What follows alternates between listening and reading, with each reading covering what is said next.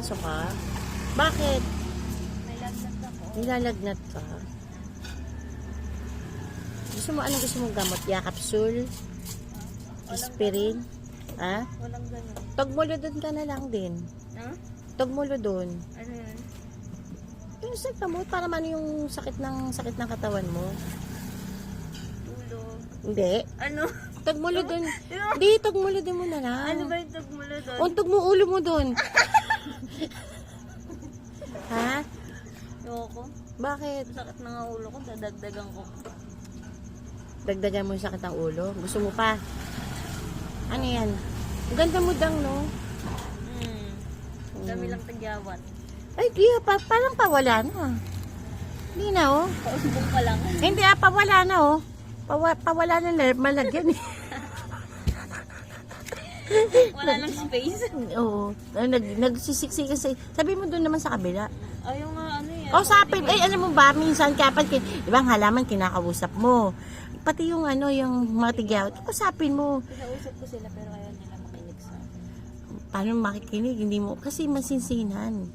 Kailangan sincere na. Oo, sincere ka. Oo, kasi pag laging galit, hindi makikinig yan sa'yo. Ha? Ang ganda mo pa naman eh. Pero... Ay, tsaka lagyan mo siya naman ng pangalan. May group 1, group 2, ganun. May group. Para magkaroon sila, sa group 1, sa Monday tayo tutubo.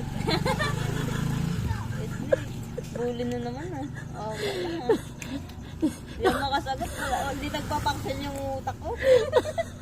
Ay, doon na sabi mo, hindi na. Hindi nagpapangsel.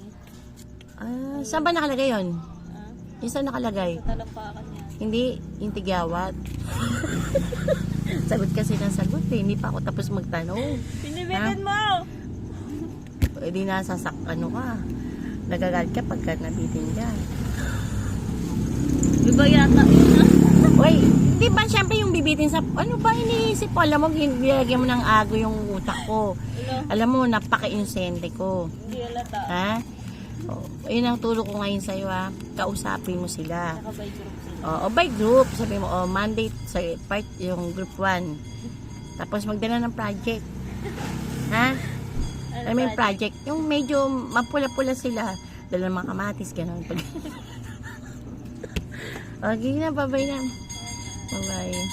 Ingat po sila.